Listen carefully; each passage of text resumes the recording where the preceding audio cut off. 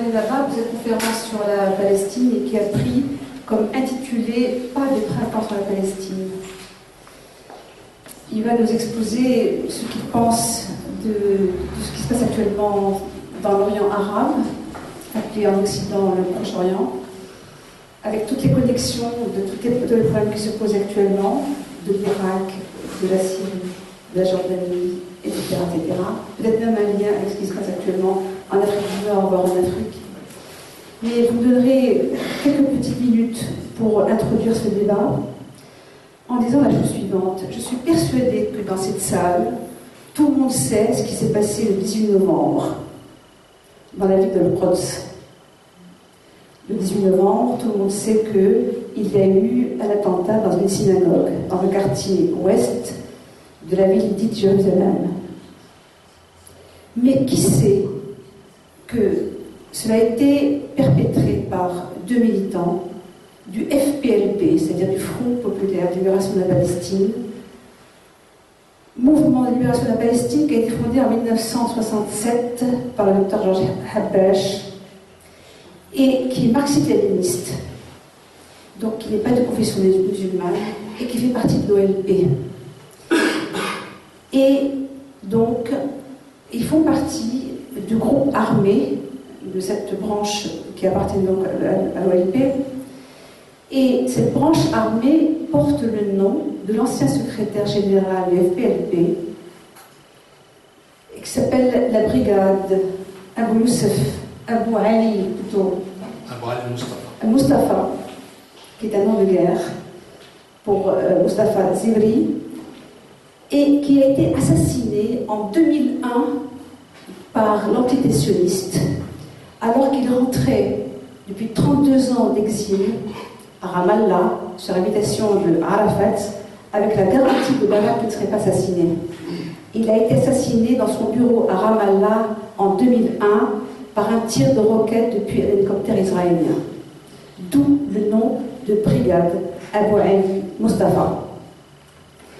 Qui sait également que ce quartier qui s'appelle, je crois, Harnouf, où a existé cette fameuse synagogue où l'attentat a eu lieu, et en réalité le village de Deir Yassin, le fameux village de Deir Yassin, qui a été rasé en 1948 par l'entité sioniste quand elle a occupé quasiment l'entièreté de la Palestine. C'est ça qui n'est pas dit par les médias. De même que n'a pas été dit par les médias que la veille, c'est-à-dire le 17 novembre 2014, a été lynché un jeune palestinien de 32 ans, conducteur de bus, lynché, pendu par une lanière à une barre de son autobus par des colons israéliens. Donc il y a un événement qui dissimule un autre. Il y a, je rappelle à cet égard que le 17 novembre a eu lieu un événement extrêmement important dans l'histoire de la Palestine. C'était le 17 novembre 1947, 12 jours exactement avant que n'ait lieu la fameuse adoption du plan de partage aux Nations Unies, et dans laquelle le CG, d'ailleurs que très peu d'États, 57 États à l'époque, aujourd'hui nous sommes 192.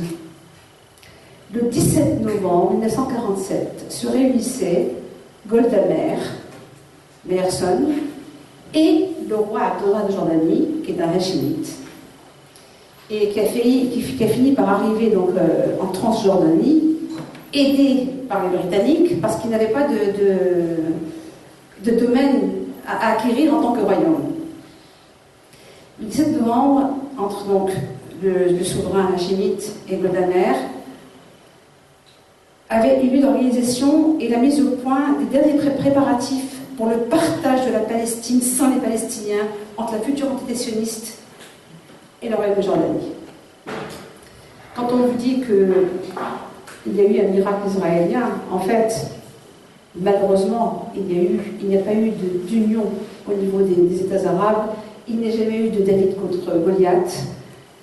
Les futurs États sionistes étaient surarmés, disposaient de pratiquement 25 millions de dollars, alors que toutes les armées arabes n'avaient comme ressources financières que quelque chose qui ressemblait à 150 000 livres palestiniens, et sachant que le nombre de soldats engagés par les fameuses armées arabes n'excédait pas 35 000 soldats, dont la majorité n'était pas entraînée et n'avait pas de munitions.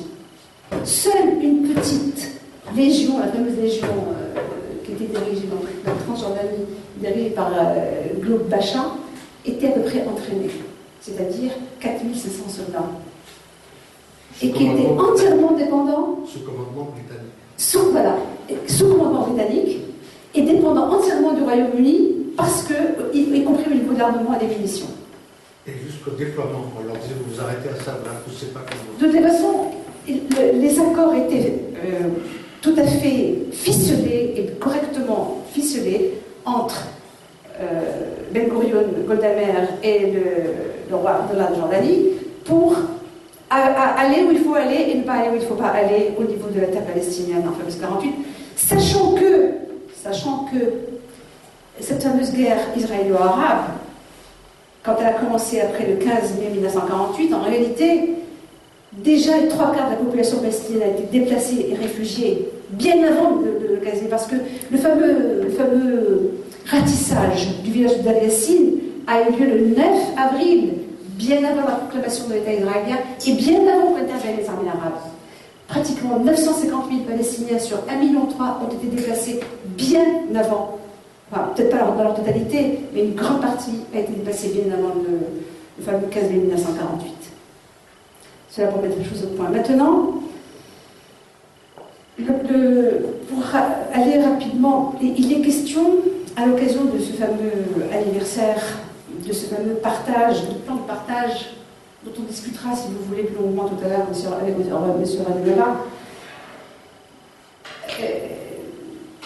Le Parlement français se propose de voter quelque chose de non contraignant qui ressemblerait à vouloir reconnaître l'État palestinien, alors que c'est inclus dans les textes dits du droit international et adopté au niveau de l'ONU. On n'a pas besoin que les États, les 192 États de l'ONU, un par un, reconnaissent la Palestine. C'est explicitement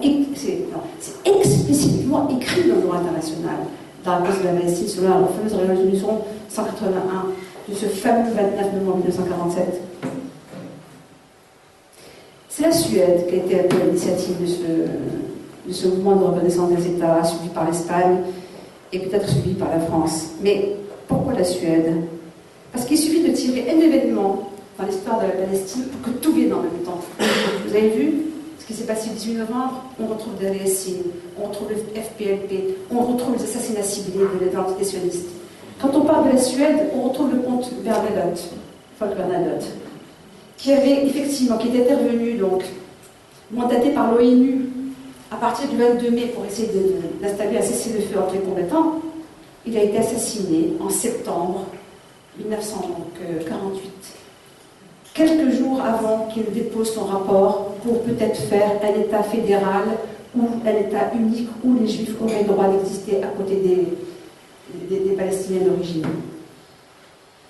Pour revenir à la chose suivante, le FPLP depuis le début, comme ça à la face, au départ, il demandait qu'une chose, un État pour tous ses citoyens, qu'ils aient les mêmes droits et les mêmes devoirs, indépendamment de leur confession ou de leur absence de confession. Je laisse la parole à M. Rademela. Merci beaucoup.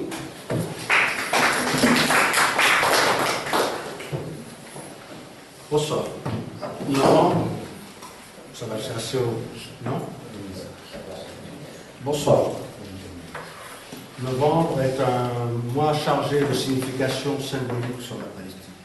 Toutes les grandes dates y sont concentrées. Non seulement Golda Meir et le roi de Jordanie, c'est déjà successivement la proclamation Balfour, la déclaration Balfour, la promesse Balfour portant création d'un foyer national juif. C'est le plan de partage de la Palestine en 1947, l'autre c'était en 1917, c'est la mort d'Arafat, et dans le cas qui nous concerne en 2014, il faut s'y ajouter l'impasse diplomatique désormais consommée de Barack Obama après ces revers électoraux de novembre où il a pratiquement les mains liées. C'est la brèche dans laquelle va s'engouffrer le gouvernement israélien pour parachever un projet commencé il y a 97 ans avec la promesse de Balfour. Le plan de partage de 1947 leur octroyait 53% de la superficie de l'ancienne Palestine. Ce n'était pas équitable, mais on disait que c'était compensé par la dimension arabe de l'environnement de la zone. On en est 97 ans après, pour les Arabes, à négocier les 5%, les 22% qu'ils avaient en 67, les 47% qu'on leur avait promis en 1947. On en est à négocier les 5%. Et encore, avec la certitude admise par les États arabes, pas par les peuples, mais par les États. Quand je parle des Arabes, c'est en général les dirigeants. Qu'il n'y aura pas d'armée, qu'il n'y aura pas de marine. Et donc ce sera un État désarmé, un État croupion, raccordé énergétiquement à l'économie israélienne. Comment est-on arrivé à là? C'est simple. Pourtant, il fallait procéder à une analyse concrète, à une situation concrète, mais on n'était pas outillés ni intellectuellement, les dirigeants de l'époque, ou alors la plupart étaient au pouvoir grâce à une protection occidentale et qui perdure encore. La Palestine est importante, non seulement pour la Palestine, pour les Palestiniens, non seulement pour les Arabes, mais pour la géostratégie mondiale. La Palestine, c'est la ligne de démarcation et de fracture de la problématique contemporaine entre le Nord et le Sud. Le Sud qui aspire à l'indépendance avec l'Iran nucléaire, on en verra après, et le Nord de prédation économique. La ligne de fracture entre le Sud et le Nord. Entre l'islam et l'Occident d'une manière générale. Entre toutes les fractures. La Palestine a été en fait une blessure la plus traumatisante de l'histoire. Pourquoi? Très simplement, il était question de construire l'État d'Israël à Madagascar ou en Tanzanie ou en Ouganda. Joseph Chamberlain l'avait promis. On l'a mis là, et c'est pas un hasard, c'est pas la Bible. On a instrumentalisé la Bible comme maintenant on instrumentalise l'islam. Là, Israël, la création d'Israël à l'intersection de la rive asiatique du monde arabe et de la rive africaine du monde arabe, à l'intersection de la route continentale des Indes, la route de la soie, et de la route à l'intersection de la route continentale des Indes et de la route maritime via le canal de Suez, au point de conjonction des voies d'eau du monde arabe, c'est-à-dire les fleuves de Syrie, du Liban et de Jordanie, l'Itan, l'Izahra, l'Oran, le Jourdain, et les puits du pétrole qui auraient pu faire une synergie pour faire un développement équilibré du monde arabe entre la main-d'œuvre égyptienne, les richesses pétrolières du Golfe et les ressources naturelles et agricoles du Proche-Orient, avec leur prolongement vers l'interland stratégique, la Libye, l'Algérie, aurait fait du monde arabe une puissance de seuil en mesure de peser sur les relations internationales. La création d'une entité exogène a rompu la continuité stratégique du monde arabe.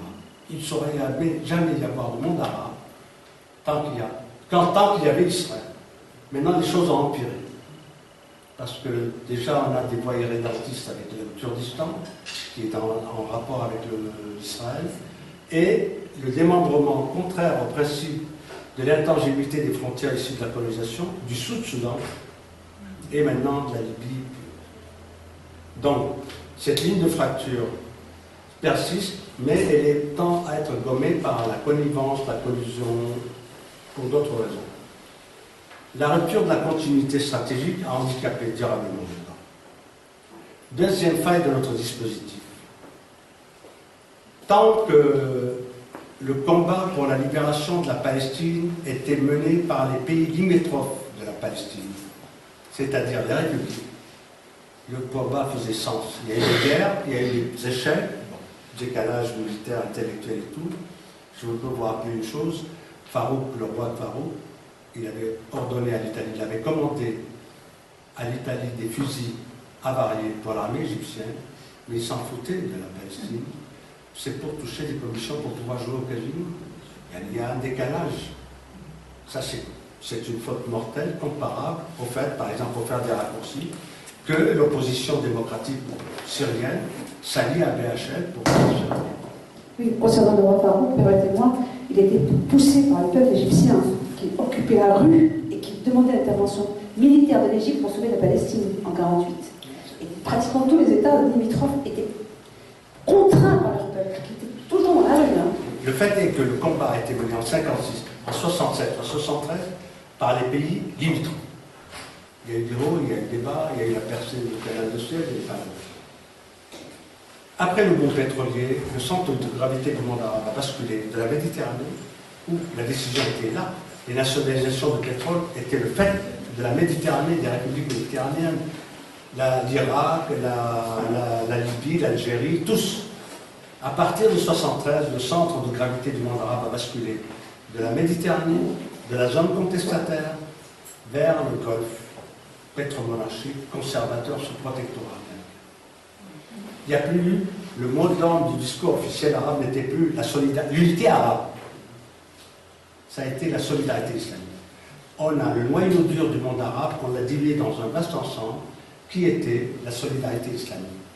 Quoi que vous disiez, quel que soit le respect qu'on ait pour les religions, je ne pense pas que l'émir de Brunei est aussi concerné par Gaza que l'habitant du sud-Liban, qu'il soit musulman ou chrétien. Là, ils sont sur une ligne de front, l'autre, il est ailleurs. Cette solidarité a dilué le monde arabe dans un ensemble plus vaste par une alliance entre la Turquie, le Pakistan, l'Iran, le Maroc, n'en déplaise à certains, qui sont de grandes puissances militaires. Non, elles ne sont pas dans le champ de bataille, même si on envoie des contingents. Quand il y a des bombardements réguliers sur la Syrie ou sur le Liban, c'est le Liban qui est en premier lieu. À tel point que le seul front encore ouvert contre Israël, à part Gaza, c'est le Liban. Le plus petit et le moins armé des pays arabes. Il tient. Il y a eu ces déviances. Le basculement, la prépondérance et le leadership arabe, désormais, depuis 1980, globalement, dans les instances arabes, la Ligue arabe et tout, sont assumés, le leadership est assumé par des pays sous protectorat américain, il y a 8 bases américaines dans le Golfe, beaucoup plus qu'à l'époque de l'indépendance, qui n'ont jamais mené de guerre d'indépendance, qui n'ont jamais livré une guerre directe pour la Palestine, mais qui ont fait des guerres de libération pour détourner de l'objectif central de la Palestine en Afghanistan ou ailleurs. Voilà les graves dérives. Une ligne de fracture, une ligne de dérivation, le continuum stratégique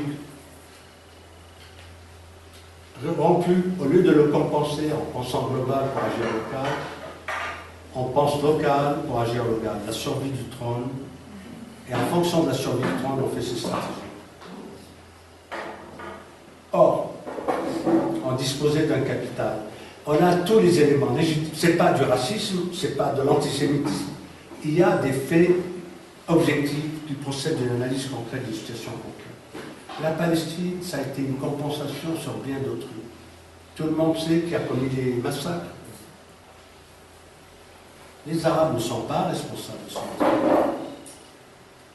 On a compensé un État, l'Angleterre, a promis à un autre la constitution de l'État sur le territoire de notre État.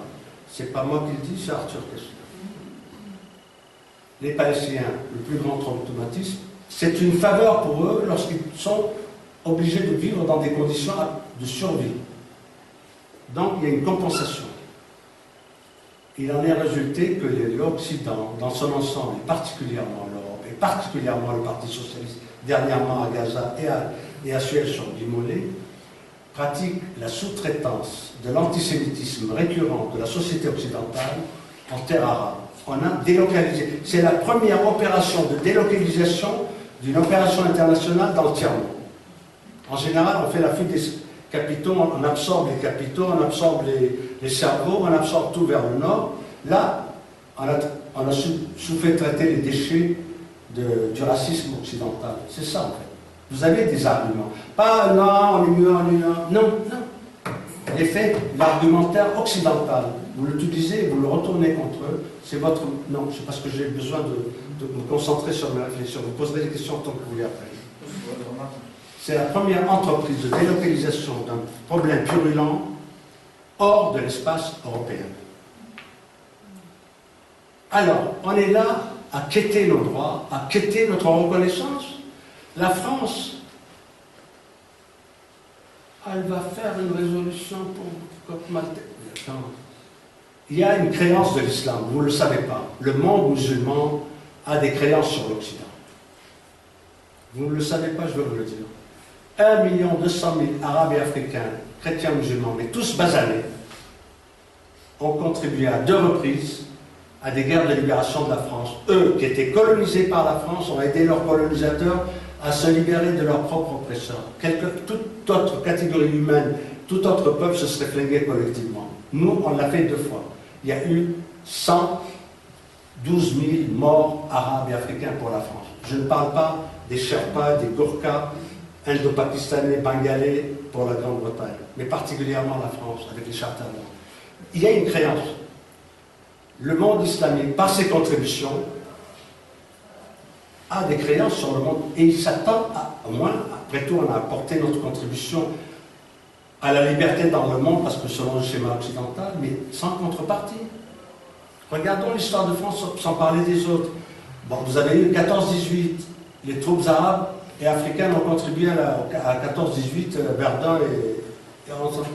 Il s'en est suivi quoi? Le mandat français sur la Syrie et le Liban, on a amputé la Syrie pour remercier les Arabes. On l'a filé à la Turquie, qui était l'ennemi de la France durant la Première Guerre mondiale. Hein. Bon, récidiviste en 1945, Monte Cassino, sur les 6500 morts français, je vous donne les documents officiels de la ministère de la Défense, il y avait 4200 Algériens. C'est autant une victoire française qu'une victoire algérienne, une victoire arabe. Qu'est-ce que on a remercié la contribution des Arabes par Sétif? Et 10 ans après, par Suez, c'est-à-dire que les rescapés du génocide hitlérien, les Israéliens, et les bourreaux et les délateurs des Juifs de France se sont alliés pour attaquer un pays arabe qui, lui, dont les compatriotes, les coalitionnaires, ont envoyé des troupes pour aider la France à se libérer. Chez nous, il y a une pathologie mentale. Il faudrait clarifier ça avec nous-mêmes d'abord, pour pouvoir poser les problèmes avant d'avancer loin. Il y a une créance qu'on a dilapidée. Quand Karadawi, chef religieux, implore l'OTAN, c'est-à-dire le colonisateur, à venir bombarder un pays arabe qui a livré, quelle que soit la saleté du régime, il y a des problèmes de cohérence morale, qui demande à l'Occident, qui est le prédateur des économies arabes, à bombarder un pays arabe qui a livré 4 guerres contre Israël, c'est qu'il y a quelque chose qui tourne par rond dans notre cerveau. C'est là, on a un examen clinique. Je vous conseille vivement de faire des cotisations parce qu'on doit construire pas mal d'asiles psychiatriques pour traiter notre pathologie ambiante. Hein. Moi, je ne parle pas du cours classique du problème des Palestiniens. Je voudrais aller dans les entrailles de l'âme arabe et de la mentalité arabe pour essayer de y arriver. On en est à quoi? L'Arabie Saoudite, leadership du monde arabe, démission du Conseil de sécurité parce qu'on n'a pas tapé la Syrie, mais il ne dit pas un mot sur la Palestine. L'Arabie Saoudite qui a mobilisé 50 000 combattants arabo-afghans. 50 000, Hezbollah à 2000. 50 000 pendant 10 ans, 20 milliards de dollars à 5 000 km de la Palestine pour imploser l'Union soviétique qui fournissait des armes à 10 pays arabes. La Syrie, l'Irak, l'Égypte, la Somalie, le Soudan, l'Algérie, l'OLP, enfin, dingue. On a implosé, et je me rappelle très bien parce que j'étais en poste à l'époque, au moment du siège de Beyrouth, Ben Laden sortait des communiqués, on a dynamité une colonne de chars soviétiques. Mais ça, c'est nos ravitailleurs, ceux-là. Ils ravitaillent l'OLP, ils ravitaillent la Syrie, ils ravitaillent 50 000 soldats à 5 000 km. Je ne dis pas qu'ils ont tiré un coup contre Israël, je ne leur demande pas, je n'ai pas besoin d'eux. Ils n'ont pas tiré un pétard en faveur de la Palestine. Vous savez, Mara, c'est la plus grande centre de bienfaisance à Jérusalem, en Palestine, et le centre d'hospitalisation a dû fermer, il est en train de fermer, parce qu'il lui manque 500 millions de dollars pour régénérer toutes ces infrastructures et s'alimenter sur 2 ans. 500 milliards. On en a payé 20 milliards là, depuis le printemps arabe, pour démolir la Libye, des pays qui étaient les fournisseurs d'énergie, et le Soudan qui étaient les fournisseurs d'énergie à la Chine et à la Russie. Ce sont les 2 pays qui nous auraient permis de nous adosser pour ne pas être complètement servis à l'Occident. C'est-à-dire, on est en train régulièrement de nous tirer des balles dans la tête en klaxonnant, en étant joyeux. Et maintenant, on est où? On a implosé l'Union soviétique. Avec l'Afghanistan, on a contribué pour 2 millions de personnes, de musulmans et d'Africains, arabes, musulmans et chrétiens et tout, à la libération de l'Europe. Et qu'est-ce qu'on a? On est en train de mendier comme une faveur si on nous reste 5%, des 20%, des 47%, des 100% de la Palestine. On est beaucoup plus préoccupé. On ne tient pas compte des enseignements d'histoire. La France a eu des guerres de religion entre chrétiens et protestants. Les protestants ont fait l'exode dans la Suisse, ils ont enrichi Genève, et la France est appauvrie. Il y a eu des guerres en Irlande qui ont ruiné, entre chrétiens orthodoxes et catholiques, entre protestants et catholiques. Ça, c'était il y a many times, pas mal de siècles. Et nous, c'est maintenant. On a un conflit qui traîne depuis 14 siècles. C'est une religion qui dit « Wa'tasimu bihablillahi wa la tafarraqu » d'accord? C'est-à-dire, cramponnez-vous à la corde de Dieu et ne vous dispersez pas. C'est un appel à l'unité. Ne distingue pas entre un Iranien, un Perse et un Arabe que par la piété. C'est un appel implicite au dépassement. Et c'est dans la terre de la prophétie. Chez le gardien des lieux saints de l'islam, qu'on attise une guerre de religion au lieu de dépasser ce crédit-là pour faire une masse stratégique considérable. On était de 48 jusqu'en 70, des premières années post-indépendance, on était pris en tenaille par les États musulmans non arabes, la Turquie, et l'Iran, le Shah d'Iran, et Israël. Il y avait une triangulation qui nous étranglait. Le Shah d'Iran, il est démoli. L'Iran offre une profondeur stratégique au monde arabe qui lui permet de compenser la perte de Siemens. Qu'est-ce qu'on fait? On fait la guerre à l'Iran. Par qui? Par Saddam Hussein. Saddam Hussein a fait la guerre à l'Iran et quand il a terminé le sale boulot, on l'a démoli. Qaddafi, le chouchou de l'Occident qui est venu ici à terre. Il a fait le sale boulot, je ne vois pas pourquoi il a décapité le chef spirituel de la communauté chiite du Liban. Il n'a rien à voir. Il est chiite, bon, d'accord, mais il y a des noirs, il y a des blancs, il y a des chrétiens, il y a des athées, il y a des musulmans, il y a des juifs, il y a des hindous. Tout le monde n'est pas bleu, blanc ou basané, crépus, musulman, même pas sunnite, wahhabite. Tout le monde n'est pas. C'est une minorité, mais elle tient l'argent et elle tient l'Église. C'est-à-dire que moi, j'étais très libre de mes propos. La seule façon de commencer un décalage politique sérieux, c'est de faire un Fukushima politique sur le centre nucléaire de l'Arabie Saoudite. Carrément. Il faudra en venir. Mais c'est vrai, c'est un royaume des ténèbres. On en est à ça. Le leadership des pays est dirigé, le monde arabe. Et si vous voyez la moyenne d'âge, et par une gérontocratie d'États rentiers qui n'ont jamais mené une guerre de libération et qui n'ont jamais vaincu dans une guerre. L'Arabie Saoudite a été vaincue dans toutes les guerres qu'elle a menées dans son propre pays. Elle a été sauvée par les Anglais. Et contre le Yémen, elle vient d'être démolie. Elle a été vaincue par le Yémen. Donc notre leadership, c'est l'éloge du défaitisme et de la médiocrité.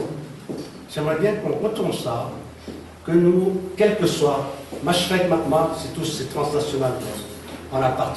C'est le monde arabe, c'est la plus grande concentration identitaire avec l'Amérique latine. Si vous allez de la Mauritanie, ce que j'ai fait, jusqu'à l'Égypte, puis ensuite le grand Caspian.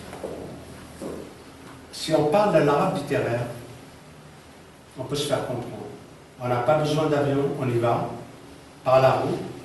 Il suffit d'une langue, un seul véhicule de communication. Bon, à un moment donné, il y a des nuances. Au Maghreb, le poignant couscous avec thé, mousse et riz avec... Mais c'est la seule nuance.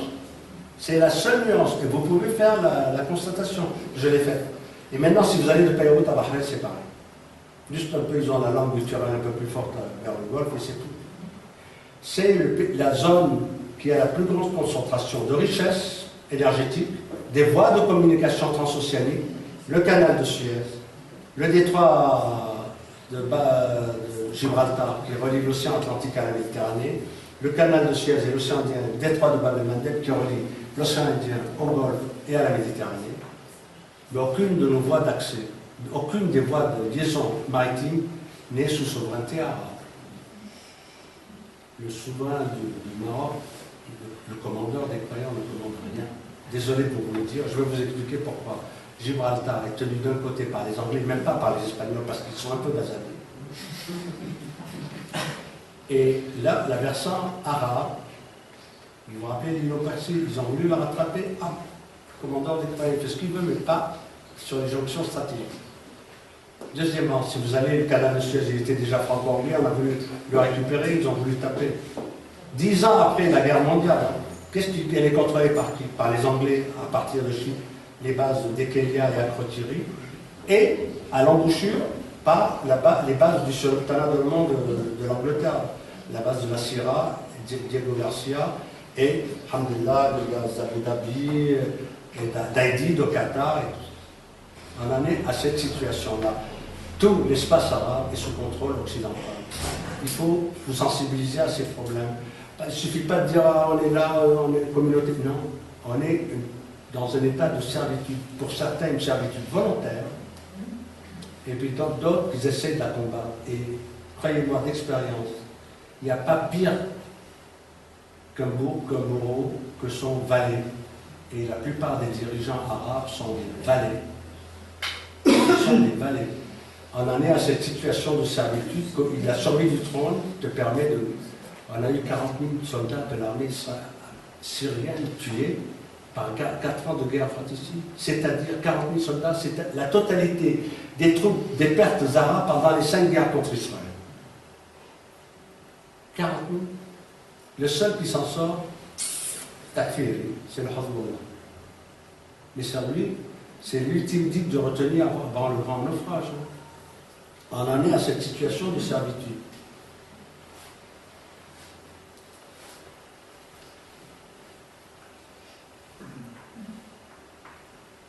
Si on jette un regard rétrospectif à ce printemps, vous expliquerez que la Palestine, dont je n'ai pas encore parlé, parce qu'elle a été la grande oubliée, le temps déplaise, parce que je voulais ce titre-là.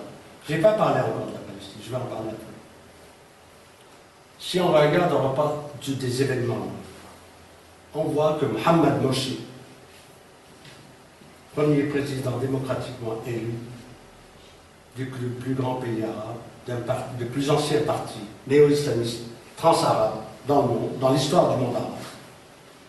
C'est un accrédité sécurité nationale de la NASA. C'est un ingénieur de la NASA. Et pour les choses sensibles, il a dû prêter allégeance et loyauté aux États-Unis. Tu es là, tu invoques, et tu es d'abord assermenté sécurité américaine. Ça, c'est un point noir. Les Israéliens sont les meilleurs alliés des États-Unis, mais il n'empêche qu'ils essaient toujours de grignoter avec des espionnages pour les grignoter encore davantage de pouvoir et d'influence. Nous, on ne parle pas du Golfe, c'est des services. Toutes les grandes chaînes transnationales sont adossées, Bahreïn, Qatar, Al Jazeera et tout ça. Mohamed Morsi est accrédité sécurité nationale de la NASA. Peu de gens le savent. Borham Ghalioun, salarié de l'administration française, chef de l'opposition. Qu'est-ce qu'on aurait dit en France si un Français boursier de l'État français avait fait des études à Damas et est devenu chef de l'opposition française à Damas? On va dire un banquier, celui-là, un mercenaire. Tu veux changer le régime démocratique de ton pays, Borham Ghalioun? Tu démissionnes de ta fonction publique française, tu renonces à ton salaire français. Tu vas rejoindre les Maquisards. Tu ne restes pas là, il a une villa, 2 étages, 2 millions, et il y a 3 millions de déplacés. Basma Kodman est la porte-parole, c'est pire. Son père était ambassadeur de Syrie en France. Elle a été boursier de l'État syrien, serviteur du régime bassiste, pas comme un civil, machin. Elle a fait toute sa scolarité échappée, porte-parole de l'opposition à partir de la France, en talent aiguille, boursier de l'État syrien. Tu rembourses l'État syrien, tu démissionnes de ta nationalité française, tu mets des espadrilles, des baskets, tu renonces à tes tailleurs et les salons feutrés, tu vas sur le terrain. Pire, Aqila, vous ne connaissez pas Aqila, ça c'est mon cadeau aujourd'hui. Aqila, quand on allait en Irak, c'était la secrétaire particulière de Tariq Aziz, vice-premier ministre, ministre des Affaires étrangères. Il est en prison depuis 2003 et il a le cancer. Et l'épouse, ça c'est la servitude volontaire, et l'épouse Paul Bremer, le naufrageur de l'Irak. Ça fait 10 ans qu'elle lui fait la tambouille. 11 ans. Elle n'a jamais demandé une requête en grâce de son ancien mentor, qui l'a rendu célèbre et tout. Elle avait un pouvoir tel que lorsque on devait lui être site, la ministre lui parlait. Elle était non. Elle a épousé le fossoyeur de l'Irak. C'est bon? Voilà le score. Sans parler que Basma Kodman et Bolhan se sont affichés avec BHL. Or, c'est une règle simple. Là où est BHL, vous vous mettez dans le coin à poser, vous êtes gagnant. Vous êtes gagnant et vous vous regardez dans la glace. Ça, c'est garanti. Je sais toute la journée. J'ai jamais été... On me dit pourquoi tu es infaillible. C'est simple, je regarde ma boussole, moi. J'y vais ailleurs. Pire, une dame, le plus grand investisseur libyen, de la monarchie libyenne, de la très grande bourgeoisie, qui a fait ses études aux États-Unis. Donc, c'est un plus pour l'élite intellectuelle arabe, pour le machin.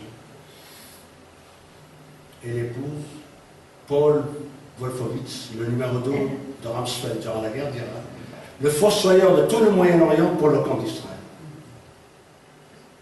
C'est ce qu'on appelle une décomplexion psychologique, une perversion mentale, une acculturation et moralement un naufrage humain. On est à ça. J'ai voulu parler de la Palestine, c'est un prétexte pour moi, la Palestine, pour étaler tous les avatars du monde arabe. Parce que je dois vous sensibiliser sur ces choses-là qui sont importantes pour poser les fondements d'un renouveau arabe à partir de bases saines. Vous pouvez avoir la religion que vous voulez, pratiquer ce qu'elle vous voulez. Mais il y a des problèmes de cohérence. N'expliquez pas tout par la religion. C'est une justification à toutes vos démissions et à vos gestions. Le problème n'est pas là. On peut être très religieux et très patriote. Il y a eu des prêtres religieux qui ont mené des guerres de libération nationale en Amérique latine. Il y a des laïcs. Le problème n'est pas la religion. Pour faire des guerres de religion, on en est là maintenant. C'est le problème de la cohérence politique. Mon ami et mon ami. Mon ennemi et mon ennemi. L'ennemi de mon ennemi sera Dieudonné, n'est pas mon ennemi. On ne fait pas de confusion. Je voulais aussi vous dire ça sur le plan local, parce qu'on est en train de dévier beaucoup. Sarkozy, en pleine campagne électorale, nous parle des racailles qu'on va nettoyer, des moutons qu'on égorge, et je ne comprends pas que 40% de la communauté arabo-musulmane vote pour Sarkozy. Qui était le meilleur ami d'Israël. Mais il ne faut pas être... Bon, je veux bien qu'on soit un lot de débiles, mais pas tout à fait totalement débiles quand même. Non, je dois vous fouetter un peu le mental, parce que là, je vous parle, et vous, quand vous partirez, vous devrez tenir des discours de cohérence. On n'est pas là pour faire de la démonstration. Je n'ai pas fait de conférence, je n'ai rien dit encore. C'est ça. Quand on constate ça, c'est anormal. C'est anormal qu'on ait voté pour Sarkozy. Donc, je peux vous dire des dégénérescences maintenant. Je pense que toute personne comme nous, pour creuser pour l'avenir, qu'il y ait des jalons. J'ai toujours considéré, de par mes fonctions, qu'étant d'origine étrangère, je devais être exemplaire dans l'exercice de mes responsabilités pour qu'un type qui viendra après moi de la même filière exogène, pour ne pas dire autrement, qu'on lui dise ce sont des gens bien et honnêtes et tout. Je rencontre un jour un proche de Topia Saifi qui a été éphémère sous développement d'un strapontin, je ne sais pas quoi, de Madeleine. En plus, elle était dans le parti de Madeleine. C'est pas vous dire. Elle met son petit ami directeur de cabinet, double salaire et tout. Et moi, je leur dis, écoutez, c'est un jalon, il y a une basanée qui est là, et donc, exemplairement, et dit non, on est français, on fait comme les Français. C'est ça. Mais prenez ce qu'il y a de bien chez les Français, pas le corporatisme, le népotisme et tout ça. Et c'est ce qui fait qu'on a beau être nombreux, quelles que soient nos orientations, on nous crache dessus, on est reconnaissant. Il faut savoir ne jamais tendre la deuxième joue aussi. Il faut pouvoir sanctionner. Il y a eu Gaza, on dit qu'il ne faut pas transposer le conflit. Mais c'est eux qui l'ont transposé depuis longtemps. Si on a demandé qu'on boycotte Giscard ou Mitterrand, parce qu'ils avaient une politique supposée pro-arabe, alors que Mitterrand avait rompu l'embargo pour aller faire sa première visite d'État en Israël. C'est pas moi, mais c'est DSK qui dit chaque fois que je viens pour la création, pour la grandeur d'Israël, et même pas pour la grandeur de la relation franco-israélienne, hein, pour la grandeur d'Israël. Toute la déclaration parle d'Israël, pas un mot. Il était parlementaire français, payé par les contribuables français. Ceux qui sont croissants diront le bon Dieu l'a puni. C'est ça, hein. Prépotence qu'il a puni aussi. Voilà ce que je voulais dire. Il faut nécessairement penser global et agir local. Pas mon nombril d'abord, je dois sauver mon trône, et ensuite, ok, tu me sauves mon trône, je te vends tout. Qu'est-ce que ça a rapporté? Vous avez le Qatar, il a servi la crise de printemps arabe, dans tout le monde, c'était quelque chose de programmé. Il est arrivé en 2011, c'est pas un hasard, au terme de 10 ans contre le terrorisme, dont le bouquet final, ça n'a pas été des basanés qui tuaient des blancs, ça a été le carnage d'Oslo. Un blanc-bleu qui a tué 70 personnes, avec une idéologie de droite attisée par le radicalisme chauvin. Le printemps est intervenu après le carnage d'Oslo, après la crise du système bancaire américain et la crise systémique de l'endettement européen, au moment où l'Europe commençait l'économie occidentale commençait à battre de l'aile. La Libye et le Soudan, ça a été une aubaine. C'était des gisements de pétrole qui étaient les principaux ravitailleurs de la Chine et de la Russie, c'est-à-dire le groupe de Shanghai, c'est-à-dire les rivaux de l'économie capitaliste. Il a fallu les assécher, on les a soustraits. Et par la même occasion, ce sont devenus des points d'implantation d'Israël. Donc, non seulement on est en train à peine de négocier 5% des 20%, des 47%, des 100% de la Palestine, mais sur les deux extrémités du monde arabe, on est pris en tenaille par les Kurdistan irakiens pro-israéliens, c'est la plateforme principale d'implantation, et par le Sud-Soudan. Et ça donne sur l'embouchure sur le Nil. On en est à cette situation-là. C'est pour cela qu'il faudrait, là, on a parlé, vous, à l'occasion, pas des slogans, non, concrètement ces choses-là pour sensibiliser aux faits occultés de la stratégie occidentale qui nous importe de dénoncer, pour pouvoir voir clair avant de repartir à la conquête de notre dignité d'abord, de la Palestine ensuite. À ce moment-là, la Palestine fleurira. Mon mot d'ordre à partir d'aujourd'hui, à vous tous, la Palestine est occupée, occupons-nous-en, ça. Et tant qu'il y aura un revendicateur, un droit ne se perd pas. Assalamu alaikum.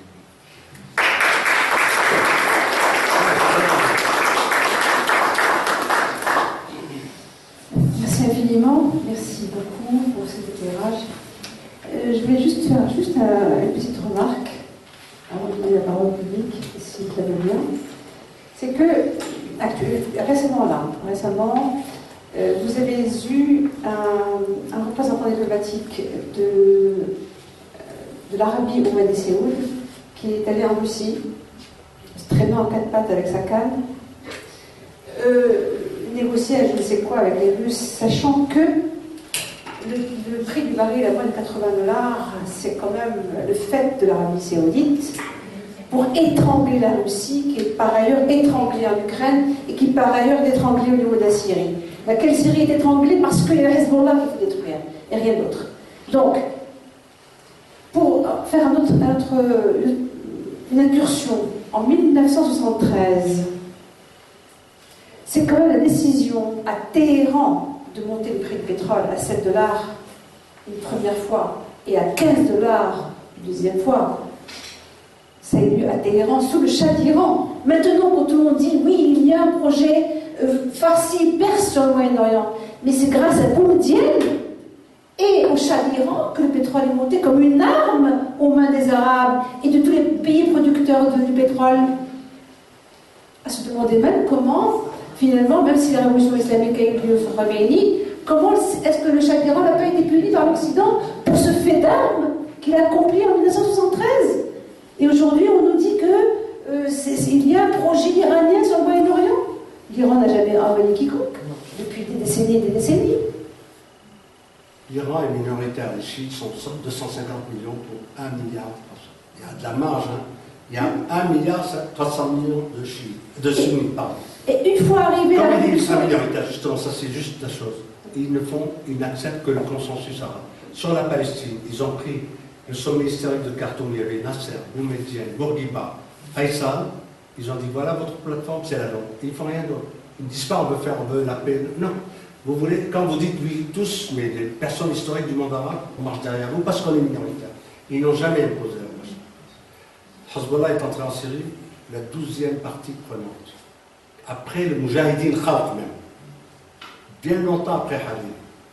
Mais là, maintenant, il y a un retournement de situation. Il y a un bouleversement extraordinaire tout de même parce que je ne sais plus en quelle date a eu lieu le fameux sommet des 3 noms, non à la reconnaissance, non à la reconnaissance de l'État.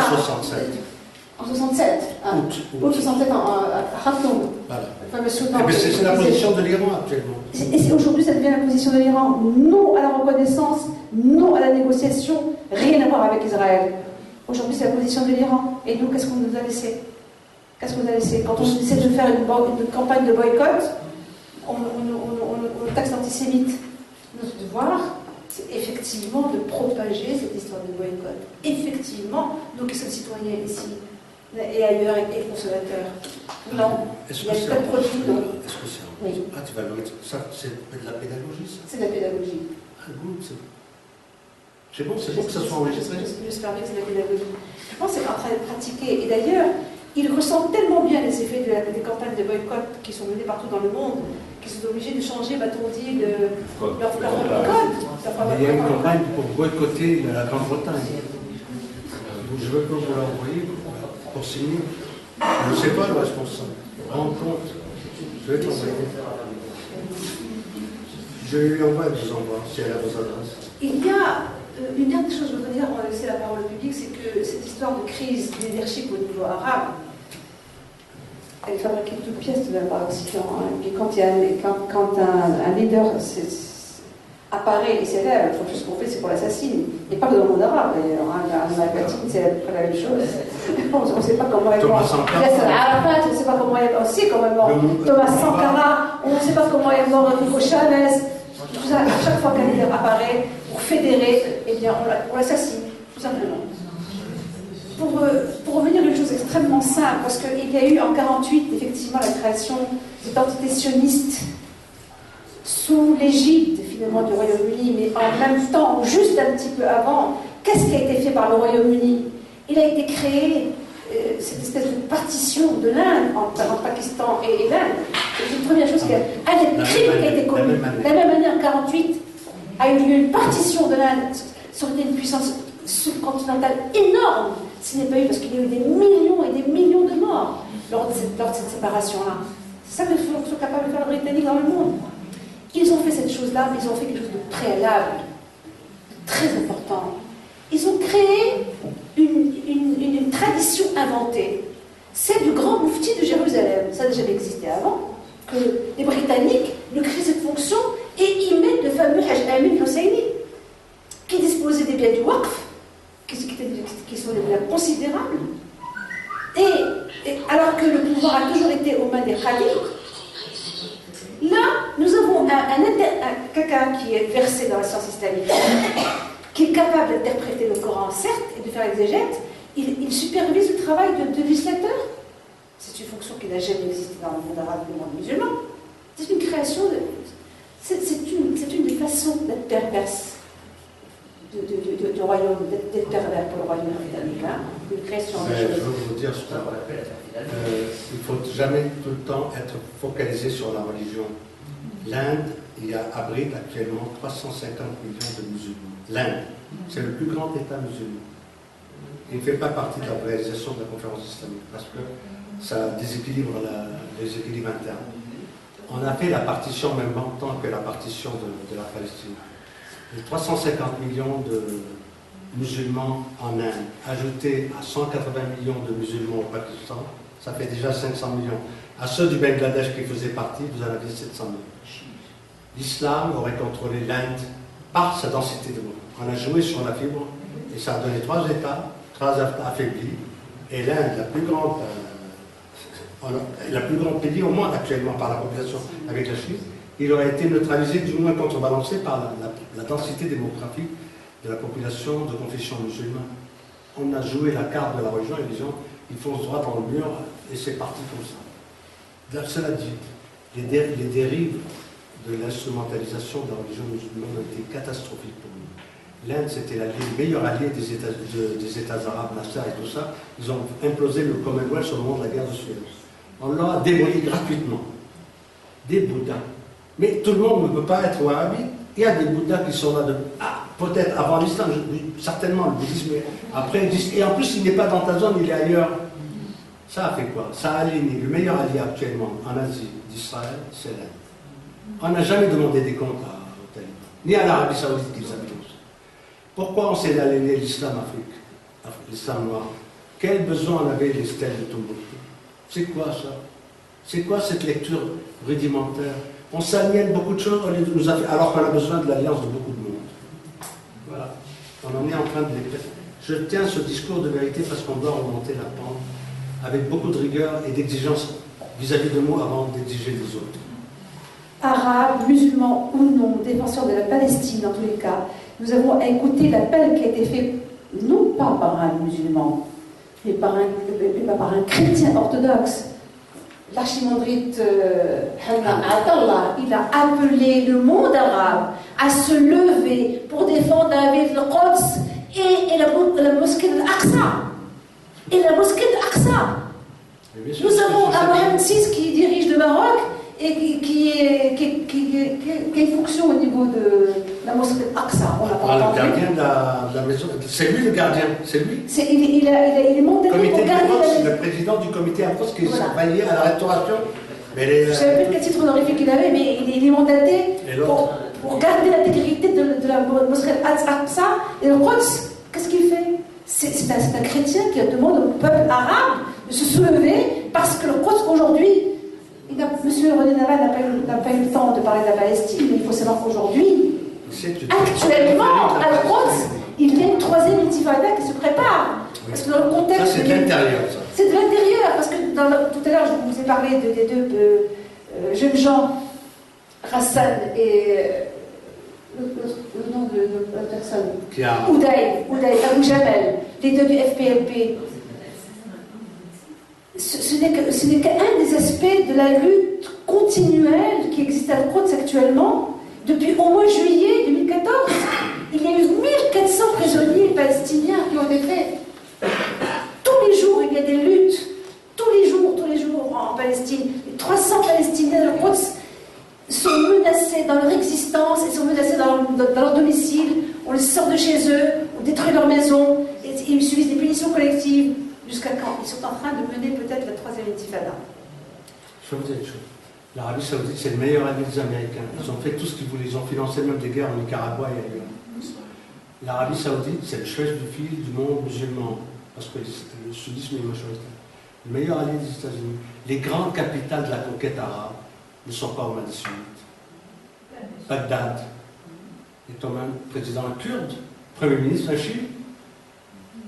Et ce n'est pas les chiites qui ont fait un coup d'État, c'est l'Amérique qui est venue, elle a sapé les assises du pouvoir sunnite, représenté par Saddam. Jérusalem, c'est le meilleur allié là. Depuis le temps que tu avances à bas prix, tu casses les prix du pétrole pour l'économie. Tu ne peux pas dire à Israël de dégager, symboliquement dégage pour vous sauver la face. Quds, Bagdad et Damas. Damas, c'est des erreurs de la stratégie américaine. Au moment où ils s'affrontaient avec le détournement des eaux du Jourdain, l'Arabie Saoudite fait un coup d'État en Syrie, non pas pour... C'est pas les sunnites à l'époque, il fallait de la bourgeoisie sunnite qui servent les intérêts de la bourgeoisie saoudienne. Ils ont échoué. Donc, les 3 grandes capitales de la conquête arabe sont aux mains des non-sunnites. Cela dit, on a voulu compenser en renflouant un type à Hariri pour que Beyrouth compense. Ça n'a rien donné. C'est le nom. On a éradiqué l'OLP et la nature a horreur du vide. Et ça n'a pas été un mouvement sunnite qui est venu, parce que le sunnisme s'est identifié au leadership du monde arabe lorsque son combat était un combat nationaliste. Nasser, Boumediene, tout ça, Alim Salim au Yémen.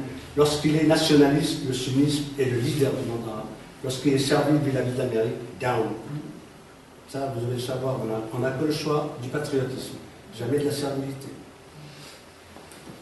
Désolé, maintenant je peux raconter les choses au jour le jour. Pourquoi il y a ça? Parce que c'est aussi l'intérêt du Hamas de ressortir de son isolement. Et il y a Benjamin Netanyahu qui veut profiter de l'impasse de... Et surtout le FPLP, symboliquement, parce qu'on a nié l'humanité de leurs personnes et de leurs revendications. On a tapé, enfin le FPLP a tapé à Jérusalem, parce que c'est le dernier symbole d'une judaïsation rampante. Or, qu'est-ce qui se passe? L'échec de la négociation Kerry, pendant 20 ans, dans la terminologie internationale, il faut écouter les radios, il faut décrypter les radios, jamais écouter les informations. On disait, quand vous faites une proposition, mais qu'est-ce qu'Israël va dire? Jamais on a dit qu'est-ce qu'ils veulent les Palestiniens. Mais comment Israël va agir? Est-ce que Israël? Kerry a tout donné. Mahmoud Abbas, qui n'est plus élu depuis 8 ans, qui est en sursis, mais c'est un paravent, a tout donné. Il a même dit, moi j'aimerais bien aller à Safad en tant que touriste. Les Hezbollah et les autres meurent pour que tu puisses avoir droit d'entrée chez toi et tes réfugiés et tout. On était dans l'impasse. À ce moment-là, on a dit, il n'y a plus de possibilité. Quoi qu'on fasse, Israël va continuer à bouffer. Et quand c'est trop, c'est trop. D'où la Suède, le vote du Parlement britannique, c'est pas un hasard, on dit, c'est pas un copeau dans le... Parmi les votants, il y avait le chef du parti de l'opposition, travailliste.